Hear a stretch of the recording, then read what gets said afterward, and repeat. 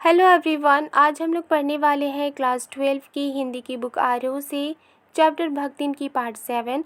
पिछली क्लास में हमने पार्ट 1 से पार्ट 6 तक पढ़ लिया था।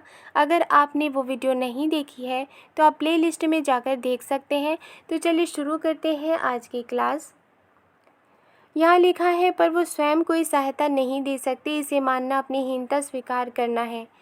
महादेवी वर्मा ये कहती हैं कि भक्तिन क्या शो करती थी कि वो महादेवी वर्मा के कामों को अच्छी तरह से जानती है, महादेवी वर्मा के कामों को अच्छी तरह से समझती है और वो हमेशा महादेवी वर्मा की किसी न किसी तरीके से मदद किया करती है और वो ये शो करती है कि उसमें भी ज्ञान है और वो हर बातों को जानती है और समझती है, लेकिन खुद भी कोई सहायता नहीं दे सकती। यानी कि महादेवी वर्मा जब व्यस्त रहती थी आंसर शीट में, डायग्राम बनाने में, चित्र बनाने में या फिर कहानियाँ लिखने में, नॉवेल लिखने में, तो इस तरह के कामों में वो खुद भी सहायता महादेवी वर्मा की नहीं कर सकती थी और इसे मानना वो अपनी हीनता स्वीकार करना है। यानी कि वो इसे अगर मानेगी तो इससे उसी का अपमान होगा। तो इससे क्या करती थी वो कि दूसरा तरीका अपनाती थी मदद करने की, जिससे कि सबको ये लगे कि महादेवी वर्मा के लिए इनके दिल में रिस्पेक्ट है और ये हर तरह से महादेवी वर्मा की सहायता करती हैं और इनमें भी ज्ञान है। इसी से वो द्वार पर बैठकर बार बार कुछ काम बताने का आग्रह करती है और इसी वजह से वो क्या करती है, वो तो जानती है कि वो पढ़ाई लिखाई वाली कामों में महादेवी वर्मा की सहायता नहीं कर सकती है, लेकिन वो दूसरों को कहती थी सहायता करने के लिए और दूसरे भी तो नहीं जानते थे पढ़ना लिखना, इसलिए वो लोग अपना पीछा भक्तिन से छुड़ा लेते थे। लेकिन भक्तिन ये सोचती थी कि अगर वो खुद भी महादेवी वर्मा की सहायता नहीं करेगी तो उसे भी अज्ञानी माना जाएगा और ये समझा जाएगा कि उसमें ज्ञान नहीं है। तो इसलिए वो अपनी अपमान से बचने के लिए वो क्या करती थी कि वो दरवाजे पर ही बैठ जाती थी और महादेवी वर्मा को बार बार ये कहती थी, ये रिक्वेस्ट करती थी कि वो उन्हें कुछ काम बताए। कभी उत्तर पुस्तकों को बांधकर, कभी अधूरे चित्र को कोने में रखकर, कभी रंग की प्याली धोकर और कभी चटाई को आंचल से झाड़कर वो जैसी सहायता पहुंचाती है उससे भक्तिन का अन्य व्यक्तियों से अधिक बुद्धिमान होना प्रमाणित हो जाता है।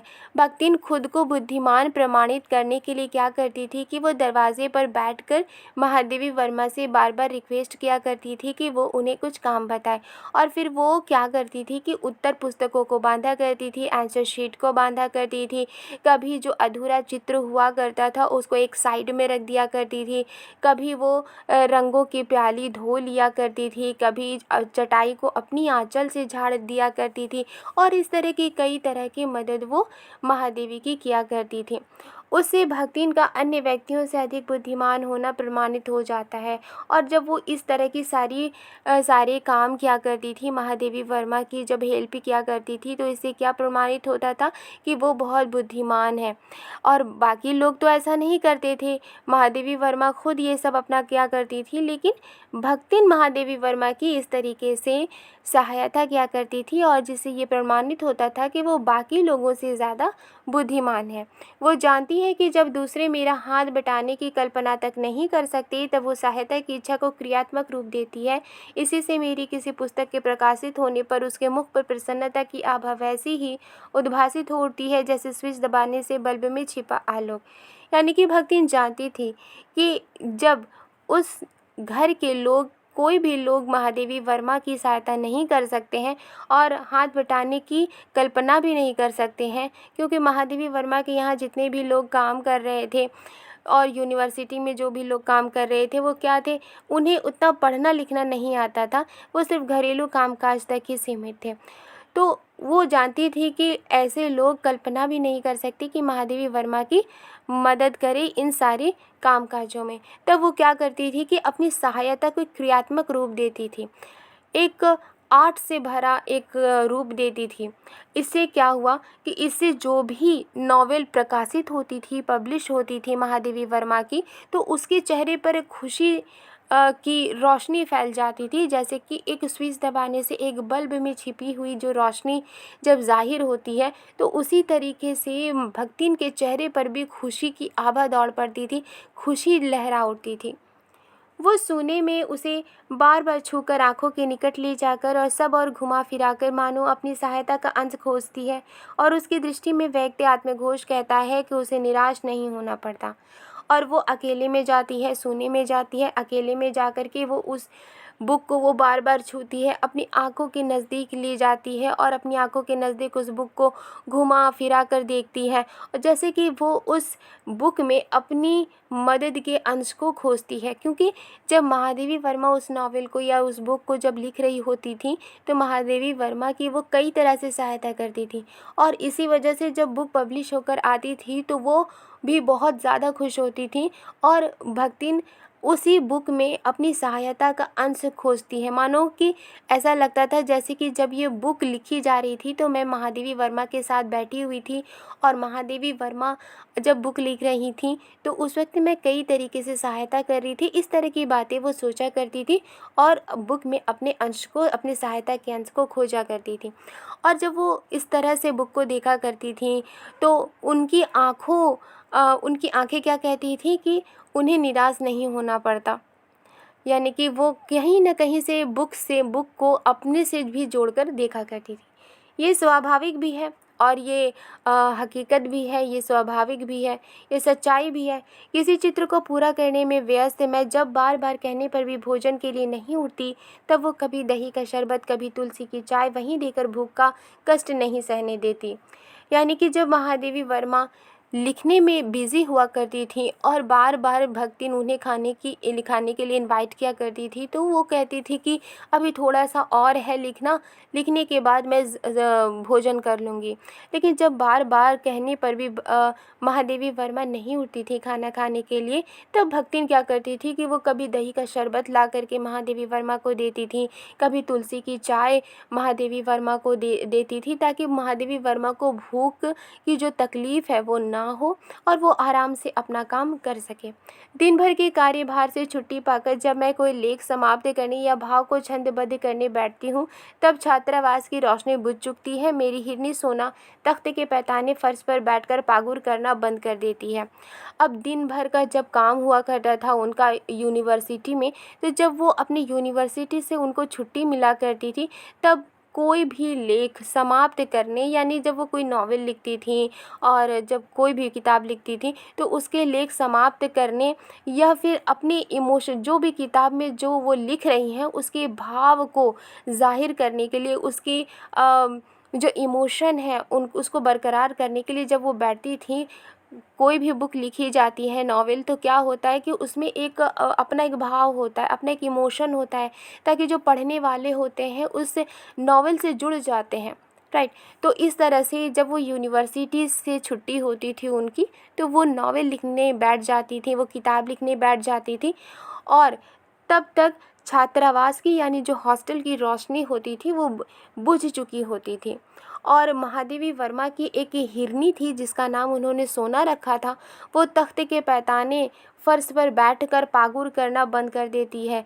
पागुर क्या होता है? जैसे कि कोई भी एक जानवर है और अगर वो कुछ खा रहा है तो बाद में, खाने के बाद वो फिर से अपने मुंह को चलाने लगता है, ठीक है, तो इसे कहते हैं पागुर करना। तो जो उनकी हिरनी थी जिसका नाम था सोना, वो फर्श पर बैठकर, पैताने फर्श पर बैठकर पागुर करना बंद कर देती है। कुत्ता बसंत छोटी मछिया पर पंजों में मुख रखकर आंखें मूंद लेता है। उनके पास एक छोटा कुत्ता भी था जिसका नाम था बसंत। वो छोटी सी मछिया पर, जो लकड़ी की बनी होती है, छोटी सी मछिया पर पंजों में अपना चेहरा छुपा करके, अपना चेहरा रख करके आंखें मूंद लेता है और सो जाता है। और बिल्ली गोधूली मेरी तकिए पर सिकुड़कर सो रहती है। और उनके पास एक बिल्ली थी जिसका नाम था गोधूली, और वो महादेवी वर्मा के तकिए पर सिकुड़ कर सो जाती थी। पर मुझे रात की निस्तब्धता में अकेली ना छोड़ने के विचार से कोने में दरी के आसन पर बैठकर बिजली की चकाचौंध से आंखें मिचमिचाती हुई भक्तिन प्रशांति भाव से जागरण करती है। और महादेवी वर्मा क्या कहती हैं कि जब सभी सो जाते थे तो वो अपना काम किया करती थी, अपने लिखने का जो उनका शेड्यूल था वो उसे पूरा करती थी, लिखा करती थी।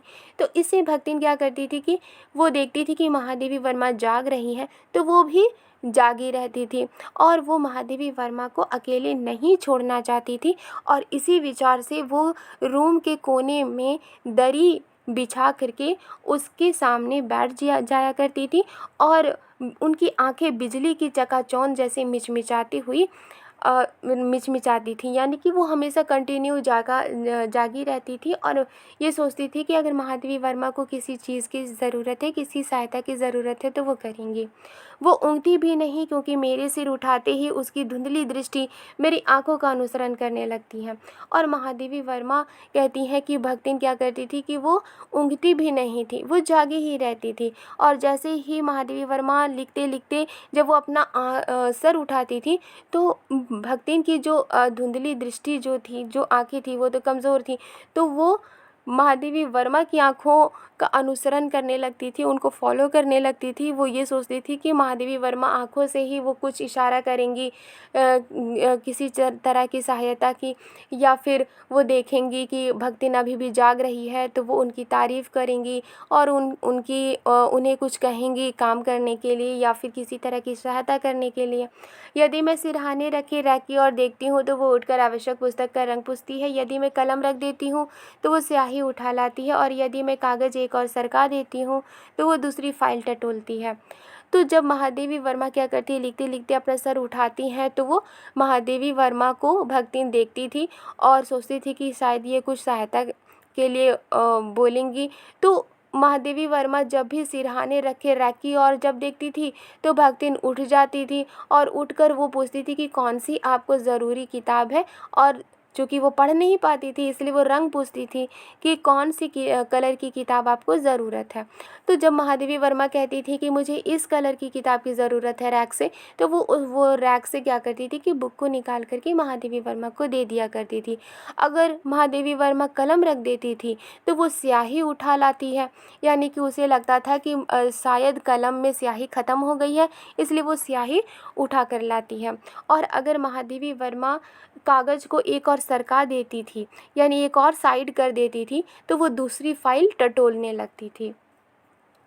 बहुत रात गए सोने पर भी मैं जल्दी ही उठती हूँ और भक्तिन को तो मुझसे भी पहले जागना पड़ता है। सोना उछल कूद के लिए बाहर जाने को आकुल रहती है, यानी कि बहुत रात गए सोने पर भी महादेवी वर्मा सुबह-सुबह जल्दी उठ जाया करती थी और भक्तिन को महादेवी वर्मा से पहले जागना पड़ता था। यानी कि महादेवी वर्मा रात तक लिखा करती थी और सोती थी, फिर जल्दी जग जाती थी और भक्तिन भी महादेवी वर्मा के साथ जागती थी, और लेकिन महादेवी वर्मा से पहले वो जागना उनको पड़ता था क्योंकि उनको अपना स्नान भी करना होता था, पूजा पाठ भी करनी होती थी और रसोई भी संभालनी होती थी।